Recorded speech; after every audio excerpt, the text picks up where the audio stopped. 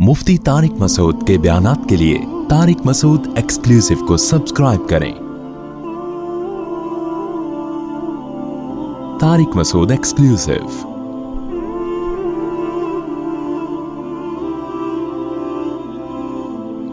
इस ज़माने में दीन की खिदमत करने के लिए एक तरीका है, घर में बाउंड होके अपनी खानका में बंद होके आप बैठ जाओ, तो आपका काम बहुत महदूद। लेकिन आपको पता नहीं होगा कि दुनिया कहाँ से कहाँ जा रही है और इस्लाम के खिलाफ और अहले हक के खिलाफ क्या क्या दुनिया में साजिशें हो रही हैं। हमारे एक उस्ताद थे, उन्होंने, उस्ताद तो नहीं यूँ कह सकते, बड़ों में से थे, उन्होंने वाक़या सुनाया कि चंद उलमा मेरे पास आए, उन्होंने कहा गामदी साहब इतना कुछ प्रोपेगेंडा कर रहे हैं इस्लाम के खिलाफ, आप काम क्यों नहीं करते, उसके दलाइल का जवाब क्यों नहीं देते। अच्छा, जो उलमा इनको समझाने के लिए आए वो उलमा के वीडियो बनाने के कायल नहीं थे। उन्होंने कहा देखें गामदी साहब वीडियो कैमरे के सामने बात कर रहे हैं और बात मोहतरम की बात फैल रही है यूनिवर्सिटियों में और कॉलेजेस में, और आप मेरा बयान रखवा रहे हैं, कहाँ रखवा रहे हैं, मदरसों में, जो गामदी के नजरियात से मुतासिर ही नहीं है ठीक है ना। तो जो मुतासिर है वहां औरतें भी होंगी, लड़कियां भी होंगी, लड़के भी होंगे, उनको आप कह रहे हो कि बुर्के पहना के लड़कियों को साइड पे कर दो और लड़कों को इधर कर दे, तो बहुत अच्छी बात है, लेकिन हमेशा नहीं होता ऐसे। तो आप जिस तबके में वो काम कर रहा है उस तबके में हमारी दावत पहुंचनी नहीं, तो मेरा दिमाग खराब है, मैं अपना टाइम जाया करूं जवाब तैयार करके। सवाल उसने किया है, जवाब आप इसको किसको दे रहे हैं इसको दे रहे हैं, ऐसा थोड़ी होता है। तो इस जमाने में कोई भी काम होगा, क्योंकि इस वक्त इस्लाम की दुनिया में हुकूमत नहीं है, इस वक्त तो कुफ्र की हुकूमत है, तो आपको दुनिया में जो भी काम करना पड़ेगा। जैसे ये जो यूट्यूब की अर्निंग भी इसी में आ गई, कहते ना ऐसे एडवर्टाइज चल रहे हैं। मैं लोगों से कहता हूं कि ये जो आप शैम्पू की बोतलें बेच रहे हैं, इन पे तस्वीरें होती हैं कि नहीं होती हैं? तो होना तो ये चाहिए, उस तस्वीर को पहले आप क्या करें, नहीं अनिल मुनकर में आता है, नबी ने फरमाया जो गुनाह देखे अपने हाथ से क्या करो, मिटा दो। सबसे पहले आप शैम्पू की बोतल पे तस्वीर को क्या करेंगे, मिटाएंगे। लड़कियों की आप हो सकता है वो तस्वीर देख के बदनजरी करें, लेकिन आप क्या कहेंगे, भाई मेरे बाप की कंपनी नहीं है मेरे पास इसके अलावा ऑप्शन नहीं है। तो एक खालिस हराम है और एक ऐसा हराम है जो है तो हलाल, लेकिन हराम की उसमें क्या हो रही है, आमेजिश हो रही है। तो ये फर्क आज करना पड़ेगा। लेकिन ये फर्क जब कोई दूसरा पैसा कमा रहा होता है ना, तो फिर लोग नहीं कर रहे होते, जब खुद मुब्तला होते हैं तो फिर क्या करते हैं, फौरन करना शुरू कर देते हैं। इस्लामिक बैंकिंग हराम है, नाजायज है, सारी दुनिया बहुत अरसे तक चीखती रही, बहुत से लोग, कुछ तो बेचारे उलमा थे जो जिनकी राय यही थी, वो तो दलाइल की दुनिया में उनकी राय थी, वो अब भी है, लेकिन बहुत से लोग अब साहब एक ही कान इधर से पकड़ो, कान इधर से पकड़ो।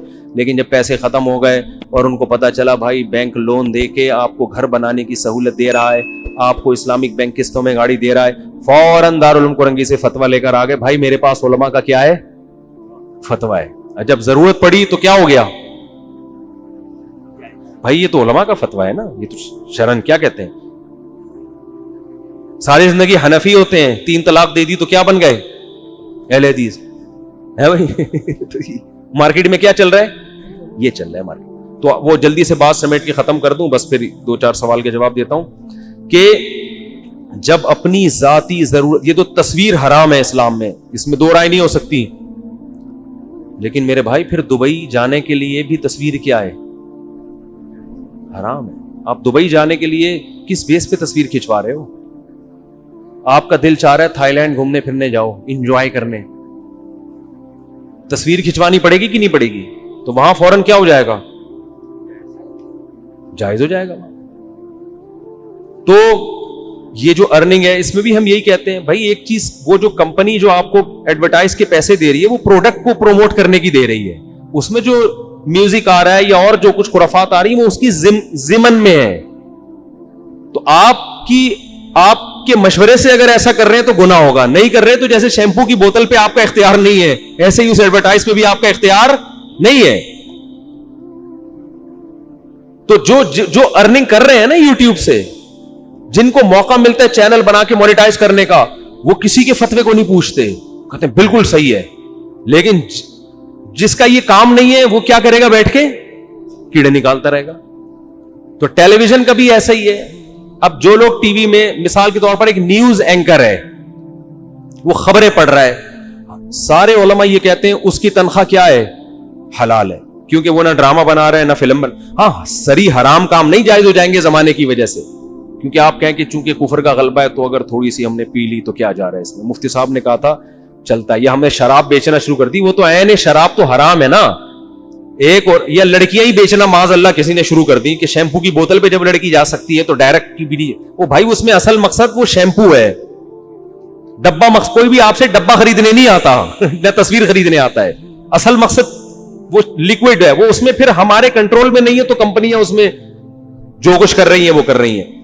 تو بالکل اسی طرح یوٹیوب کی ارننگ کا بھی ہے, وہ جو آپ کو اس میں پیسے مل رہے ہیں وہ لڑکیوں کو پروموٹ کرنے کے نہیں مل رہے, وہ بھی لڑکی کوئی شیمپو کی بوتل لے کے آ رہی ہوگی وہاں پہ بتا رہی ہوگی تو کمپنی اپنی ایڈورٹائز کو پروموٹ کرنے کے پیسے دے رہی ہوتی ہے, آپ اپنی پروڈکٹ کو پروموٹ کرنے کے پیسے دے رہی ہوتی ہے, تو اس میں حرام کی آمیزش ہو رہی ہوتی ہے, یعنی حرام نہیں ہو جاتا وہ, کیونکہ اگر آپ اس بیس پر اگر حرام کہنا شروع کر دیں پھر یہ حرام کا دروازہ اتنا پھیلے گا کہ لوگوں کے لیے رزق کمانا ممکن نہیں. تو جن کا فتوے کی فیلڈ سے تعلق نہیں ہے نا وہ تو بیٹھ کے فوراً کہہ دیں گے, لیکن مفتی کو پتا ہوتا ہے بھائی یہ اگر حرام ہوا نا تو پھر اس کا دائرہ کہاں ہے, پھر یہ بہت بڑا دائرہ ہے, پھر تو اسلام پہ چلنا ہی ممکن نہیں رہے گا.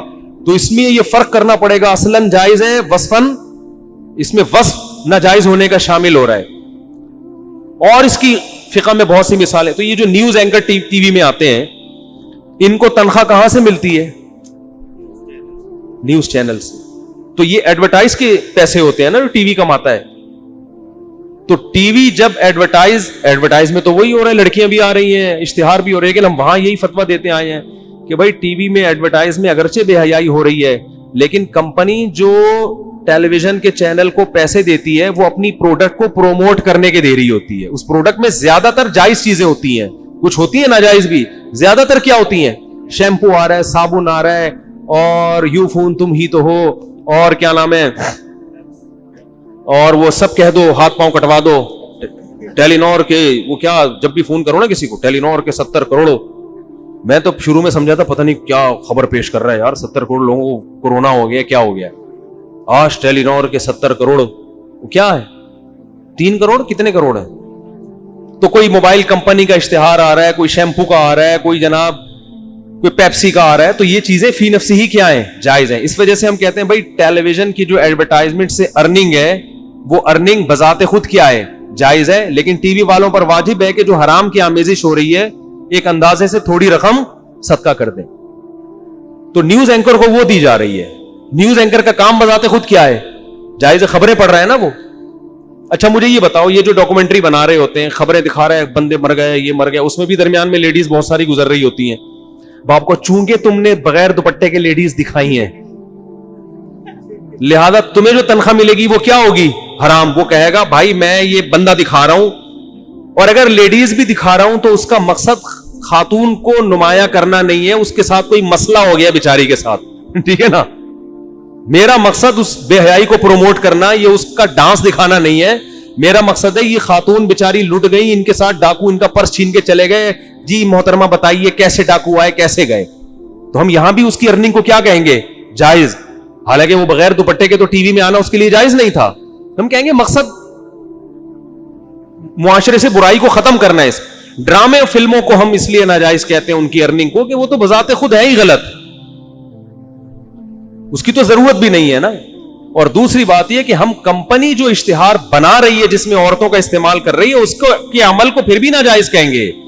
بھائی دکاندار تو مجبور ہے نا شیمپو کی بوتل بیچنے پر, لیکن شیمپو کی بوتل بنانے والا وہ تھوڑی مجبور ہے اس پر لڑکی کی تصویر چھاپنے پر. وہ نہ چھاپے نا, وہ کیوں چھاپ رہا ہے, وہ کمپنی تو مجبور نہیں ہے نا. ان کو بہرحال گناہ ہوگا, لیکن یہ سب چیزیں اس وقت ہوں گی جب یہ سارے چیزیں کس کے کنٹرول میں ہوں, یا آپ کے کنٹرول میں ہوں. تو نیوز اینکر کی تنخواہ کو بھی جائز. ہاں ڈراموں فلموں میں لڑکیاں ناچ رہی ہیں اور جو بھی بے حیائی کے سین آ رہے ہیں اس میں اس لیے ہم اس کو ناجائز کہیں گے کہ بھائی آپ کو تنخواہ اگرچہ جائز ارننگ سے دی جا رہی ہے, لیکن جس کام کے عوض میں دی جا رہی ہے وہ کام کیا ہے, وہ کام ناجائز. جیسے ایک آدمی سے آپ کہو بندے کو مار کے آ جاؤ میں تمہیں حلال آمدن سے دوں گا, تو آپ اگرچہ حلال سے دے رہے ہیں لیکن جس کام کے بدلے میں دے رہے ہیں وہ کام کیا ہے؟ تو ناچنے والی عورتوں کی آمدن حرام ہے، چاہے کوئی آدمی اپنے خون پسینے کی کمائی سے دے رہا ہو، اس لیے کہ کام ہی ناجائز ہے. سمجھتے ہو کہ نہیں سمجھتے؟ اسی طرح بینکنگ میں پہلے تو علماء یہ کہتے تھے کہ بینک میں کسی بھی طرح سے جاب کرنا حرام ہے، لیکن اب بینک کا کام سود کے علاوہ بھی درجنوں کام ہو گئے ہیں. اب بینک میں جو آدمی صرف جو چوکیدار ہے، اب بہت سے علماء کہتے ہیں بھائی اس کی تنخواہ حرام نہیں ہو سکتی، اس لیے کہ بینک کی وجہ صرف سودی لین دین کے لیے نہیں ہے. بینک بہت سارے اور ایسے کام کر رہا ہوتا ہے جو فی نفسی ہی جائز کام ہوتے ہیں، وہ بہت ساری سروسز دے رہا ہوتا ہے لوگوں کو. تو بینک میں اس کی تنخواہ تو حرام ہے جو کسی بھی طرح سے سودی لین دین میں یا سودی لکھت پڑھت میں ملوث ہے. اسٹیٹ بینک میں ایک صاحب تھے جن کا کام تھا پرانے نوٹوں کو تبدیل کرنا نئے نوٹوں کے ساتھ. ان کو کسی نے فتویٰ دے دیا بینک کی ہر طرح کی نوکری حرام ہے، آپ اسٹیٹ بینک تو باپ ہے سارے بینکوں کا. تو جب وہ علماء کے پاس گئے انہوں نے کہا بھائی آپ کا سود سے نہ کوئی لینا نہ دینا، پرانے نوٹ تبدیل کرنے کس کے ذریعے؟ نئے نوٹوں سے. تو اس کا کیا، یہ تو قوم کی ضرورت ہے یا نہیں ہے؟ تو یہ تو ایک کام ہے جو صحیح کام لگایا ہے بینک نے، حکومت نے آپ کے ذمے. تو اس لیے مسائل مفتیوں سے پوچھا کریں. ہر آدمی معاشرے میں کیا بنا ہوا ہے؟ فنٹر. تو بہت گہرائی میں جا کے ایک ایک چیز کو، اور جو آپ کو خرابیاں نظر آ رہی ہیں نا کہ یار یہ جائز ہو گیا تو اس کا مطلب یہ صحیح ہو گیا، تو بھائی وہ اس لیے ہے کہ معاشرے میں شر غالب ہو رہے. تو اب آپ کو ہر چیز میں مختلف پہلو دیکھنے. ایک صاحب نے مجھے کہا آپ یوٹیوب کی ارننگ کو علیہ اطلاق حرام کہہ دو تاکہ بے حیائی کا جڑ سے کیا ہو جائے؟ خاتمہ. میں نے ان سے کہا اگر ہم علیہ اطلاق حرام کہہ دیں نا تاکہ یوٹیوب پہ ایڈورٹائز جڑ سے ہی ختم ہو جائیں، تو بہت سے لوگوں کا ایمان جڑ سے کیا ہوگا؟ جن کو جو بے روزگار تھے اب گاؤں دیہاتوں میں کھانے کی ویڈیو بنا بنا کے لوگ ڈال رہے ہیں، ان کی ہزاروں لاکھوں کی ارننگ شروع ہو گئی. بہت سے بے روزگار لوگوں کو روزگار مل گیا. تو میں نے کہا یہ اپنی جگہ رکھ کے سوچو کہ آپ کے پاس کوئی آمدن کا ذریعہ نہ ہوتا اور آپ اس سے کما رہے ہوتے، پھر آپ آ کے کہتے حرام کہہ دو تاکہ جڑ سے کیا ہو جائے؟ ختم ہو جائے. تو علماء کی یہ بھی ذمہ داری ہوتی ہے کہ فتوے میں بیلنس ہونا چاہیے، ایسا طریقہ ہونا چاہیے کہ بھائی اس کا معاشرہ اس تحمل بھی ہے یا نہیں ہے. تبھی دیکھو فقہا کے اختلاف کا بھی فائدہ اٹھایا جاتا ہے. مثال کے طور پر ایک مثال بیان کر کے میں بات کو ختم کرتا ہوں.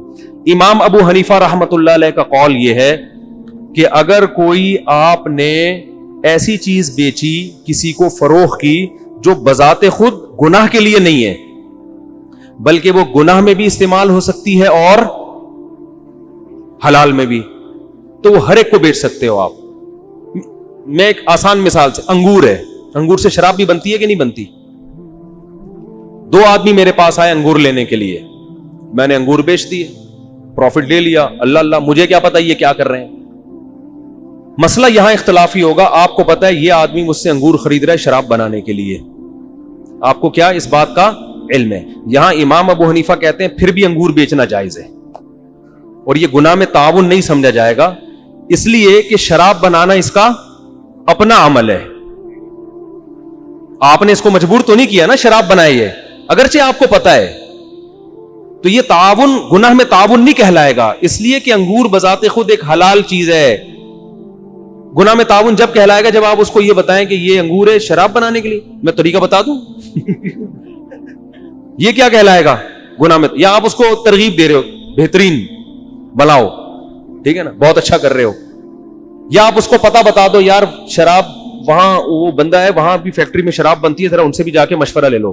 اس طرح کا کسی بھی قسم کا آپ نے اس کے ساتھ تعاون کیا تو یہ کیا کہلائے گا؟ گناہ میں تعاون. شراب بنانے کے جرم میں آپ برابر کے شریک. لیکن کہتے ہیں انگور بیچنے سے آپ کو گناہ نہیں ملے گا، حالانکہ پتہ ہے کہ یہ کیا کر رہا ہے. لیکن صاحبین جو امام ابو حنیفہ کے دونوں شاگرد ہیں اور جمہور علماء وہ یہ کہتے ہیں کہ آپ کو اگر نہیں پتا کہ یہ کیا کرے گا پھر تو بیچنا جائز ہے، لیکن جس کے بارے میں یقین ہے کہ یہ اس سے شراب بنائے گا اس کو انگور بیچنا جائز نہیں ہے، پروفٹ آپ کے لیے حلال نہیں ہے. ابھی اختلافی مسئلہ ہے نا، بہت عرصے تک فتویٰ اسی پہ چلا آیا ہے کہ صاحبین کے قول پہ، جمہور کے قول پہ اسی پہ فتویٰ چلا ہے. لیکن اب کیا ہو رہا ہے؟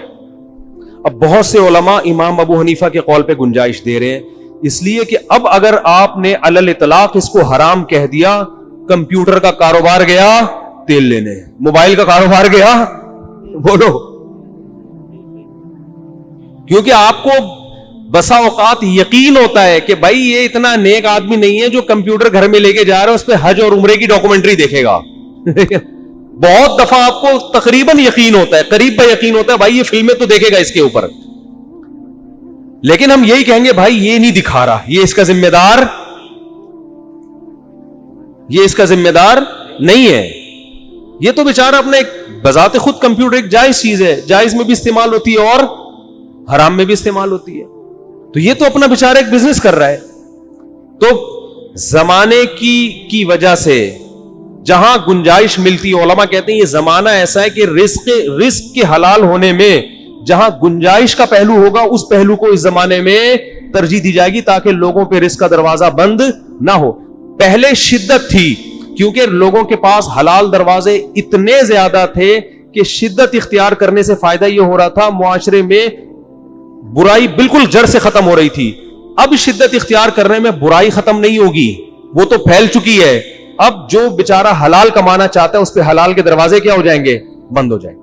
مثلا یوٹیوب کے آپ بول دو کہ مونیٹائزیشن حرام ہے, تو کیا مطلب یوٹیوب پہ اشتہار چلنا بند ہو جائیں گے؟ ہے بھائی, بہت سے دینی چینل بند ہو جائیں گے. وہ کہیں گے یار ہماری جب اس سے ارننگ ہی نہیں ہو رہی تو ہم ویڈیو کیوں شیئر کریں. اس سے جو خیر کی بات ملٹی پلائی ہو کے پھیل رہی تھی وہ کیا ہو جائے گی, ختم.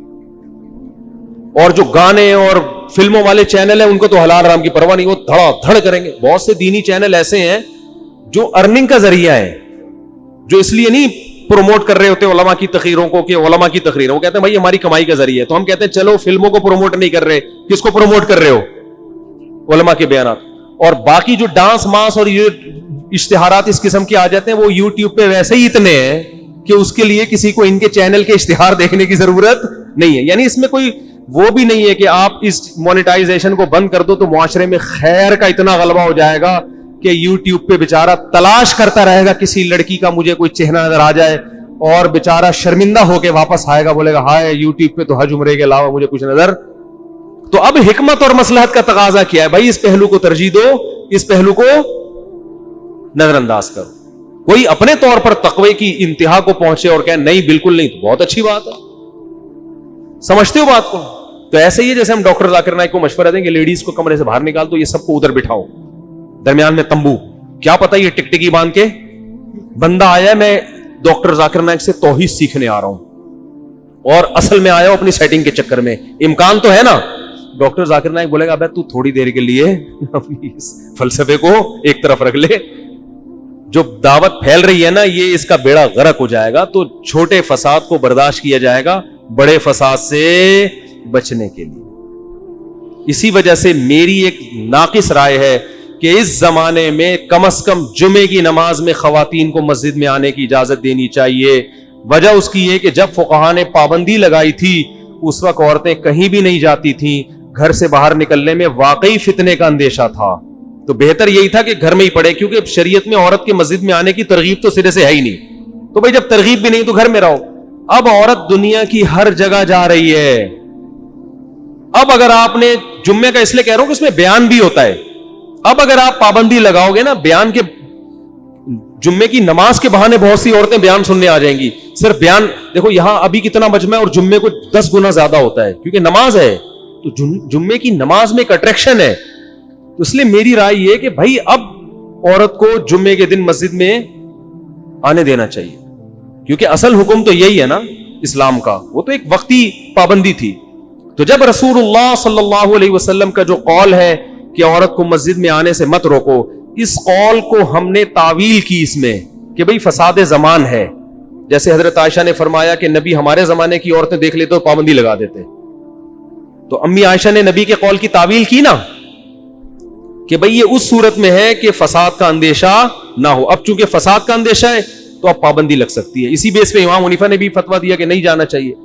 تو میں یہ کہہ رہا ہوں کہ جب نبی کے قول کی تعویل کی جا سکتی ہے تو امام ابو حنیفہ کے قول کی تعویل کیوں نہیں کی جا سکتی کہ بھئی انہوں نے روکا اس لیے تھا کہ اس زمانے میں نہ آنے میں فساد تھا. اب ہم نہ آنے میں آنے میں فساد تھا, اب ہم دیکھیں گے کہ آنے میں فساد ہے یا نہ آنے میں. آپ کہہ سکتے ہیں جب اس زمانے میں آنے میں فساد تھا تو اب کیوں نہیں ہے. میں کہتا ہوں اب یقیناً ہے, لیکن اب نہ آنے میں دوسری نوعیت کا فساد اور زیادہ ہے. دین سیکھنے کے راستے کیا ہو گئے؟ بند. لیکن ہمارے علماء پتہ کیا دیکھتے ہیں؟ اپنے گھروں کی خواتین کو دیکھ رہے ہیں. نہیں بھائی یہ تو مسجد ایک دن بھی نہیں گئی لیکن پھر بھی ماشاءاللہ اتنی نہیں گئی ہے بھائی. وہ یہ دیکھ رہے ہوتے ہیں ارے میری تو بچی ماشاءاللہ ایک دن مسجد نہیں گئی پھر بھی ماشاءاللہ کیا ہے. ارے بھائی آپ باہر نکل کے ان کو دیکھو, گلی محلے میں جو رہتے ہیں, آپ کالج یونیورسٹیوں میں جاؤ, آپ کو پتا چلے گا ابھی دوپٹے کا مسئلہ نہیں ہے, ابھی کلمے کا مسئلہ بنا ہوا ہے. مسجد سے لنک کیا ہو گیا؟ ختم. یونیورسٹیوں میں پروفیسر ان کو ایتھیزم سکھا رہے ہیں, الحاد سکھا رہے ہیں, لڑکے بے حیا بنا رہے ہیں. مسجد میں امام کی تقریر ایک ایسی چیز تھی جس میں ان کو اللہ رسول سننے کا موقع ملتا تھا, وہ دروازے آپ نے بند کر دیے. آپ کہہ سکتے ہو میڈیا سے ضرورت پوری ہو سکتی ہے. میڈیا بالمشافہ بیان سننے کا آلٹرنیٹ بولو نہیں ہے. آپ ایک یوٹیوب پہ سنو الگ چیز ہے, سامنے سنو الگ چیز ہے. تبھی تو نبی صلی اللہ علیہ وسلم کے دور میں نبی کی مجلس میں آ کے بیان سنا کرتی تھی. تو یہ میں اس لیے عرض کر رہا ہوں کہ جتنے لوگ بھی اعتراض کرتے ہیں, اب دیکھو بڑے بڑے علماء ہر محفل میں اس طرح کی جگہوں پہ جاتے ہیں. بعض علماء جاتے ہیں, حکومت نے بلایا ہے, وہاں کچھ منکرات بھی ہوتے ہیں, وہ برداشت کرتے ہیں. یار بڑے ہدف کے لیے چھوٹی چیزوں کو کیا کیا جائے گا؟ اوائڈ کیا, برداشت کیا جائے, کوئی بات نہیں, نظر انداز کرو. تو لیکن صرف دنیاوی مفاد کے لیے گناہ کی محفل میں جانا یہ بالکل حرام. جیسے شراب خانے میں جانا تاکہ مجھے بھی تھوڑی سی مل جائے, یا ویسے ہی غلط ہے نا. آپ شراب خانے میں اس لیے جا رہے ہو, شرابیوں کو تبلیغ کروں گا, پھر کون ناجائز کہے گا بھائی؟ پھر آپ کہو یار وہ مولانا صاحب وہاں شراب خانے میں بیٹھے ہوئے تھے بھائی, تو بھائی وہ تبلیغ کرنے گئے ہوئے تھے وہاں پہ. تو اس لیے تھوڑا سا براڈ مائنڈیڈ اس زمانے میں بن جاؤ. تو میں کہہ رہا تھا خلافت عثمانیہ سے جو بڑی مسٹیک ہوئی ہے نا اس زمانے میں, وہ یہی ہوئی ہے, وہ زمانے کے ساتھ انہوں نے اپنے آپ کو زمانے کے حساب سے وہ کیا کہتے ہیں ماڈرن نہیں کیا زمانے کے حساب سے. یورپ ترقی کر رہا تھا, وہ وہی پرانی باتیں. نبی نے وہی تلواریں چلائی ہیں نا جو مشرکین کے پاس تھیں. اب وہ توپے لے کر آ رہا ہے آپ کو, چونکہ ہمارے نبی نے تلوار سے جنگ لڑی, ہم تلوار سے جائیں گے, ایسا نہیں ہوتا بھائی. تو آپ کو اسلام دشمن کے مقابلے میں کھڑے ہونے کے لیے وہی تیاری کرنی پڑے گی جو آپ کا دشمن کر رہا ہے. خلافت عثمانیہ سے جو بہت بڑی مسٹیک ہوئی, انہوں نے اس طرف توجہ نہیں دی, اور پھر اللہ کی عادت ہے دنیا اسی کو سلام کرتی ہے جو دنیا میں کامیابی کے اسباب اختیار کرتا ہے, چاہے وہ مسلمان ہو یا کافر. آپ اگر زہر کا پیالہ پیو گے تو کتنے بڑے تہجد گزار مر جاؤ گے, جم جاؤ گے تو کتنے برے ہو پھر بھی طاقتور ہو جاؤ گے. یہ دنیا کا اصول ہے, سمجھ رہے ہو, دنیا کا اصول ہے, یہ اللہ کا بنایا ہوا نظام ہے. تو خلافت عثمانیہ نے پریس نہیں بنایا, اس کا نتیجہ نکلا یورپ کا لٹریچر دھڑا دھڑ چھپ کے دنیا میں پھیل گیا. لوگ ان کے نظریات سے, خود ترکی مسلمانوں کے ہاتھ سے نکل گیا, ترک قوم ہاتھ سے نکل گئی, خلافت کا بیڑا غرق ہو گیا. افسوس اس پر ہے, ہمارے ایک استاذ بڑی خاندانی بات کرتے ہیں, فرماتے ہیں کہ ہم لوگوں میں بڑی غلطی یہ ہے کہ ہم جو غلطی کرتے ہیں ایک تو اس کو مانتے نہیں ہیں, پھر وہی غلطی ہم دہرا کے جب شکست ہوتی ہے تو پھر اس شکست کو شکست نہیں مان رہے ہوتے, بلکہ اس شکست کو فتح مان رہے ہوتے ہیں. کیا مان رہے ہوتے ہیں؟ یار دیکھو لٹ گیا, دیکھا اللہ. مثال کے طور پر آپ کو منع کیا بھائی احتیاط کرو, اس گلی سے نہ گزرو, یہاں ڈاکو ہیں. اب آپ مذہب کا غلط استعمال کرو گے. یہ میں جزیہ بیان کر کے قانون سمجھا رہا ہوں, یہ ہر جگہ اپلائی ہوتا ہے. آپ کو کہا اس گلی سے مت گزرو, یہاں کون ہوتے ہیں؟ ڈاکو. آپ نے مذہب کا پہلے تو غلط استعمال کریں گے آپ. بھائی مذہب تو انسان سے خوف نکالتا ہے. اللہ کہتا ہے, اللہ ایسے تجوید کے ساتھ, اللہ یبسط الرزق لمن یشاء, اللہ جس کے لیے رزق بڑھانا چاہے کسی کا باپ بھی اس سے روزی نہیں چھین سکتا. اور کیا ہے قرآن کی آیت, کیا وہ بڑی زبردست آیت ہے, وہ میں عاملوں کے خلاف پڑھتا ہوں. کیا ہے یار وہ آیت, اتنی دفعہ پڑھتا ہوں یاد نہیں آ رہی, کہ وہ کون سی آیت ہے جس کے لیے اللہ رحمت کا دروازہ بند کر دے, فلا ممسک لہو, جس کے لیے اللہ رحمت کا دروازہ کھول دے, فلا ممسک لہو, کوئی اس دروازے کو بند نہیں کر سکتا. اور جس کے لیے اللہ تعالیٰ رحمت کا دروازہ کھول دے, مجھے آیت یاد نہیں آ رہی,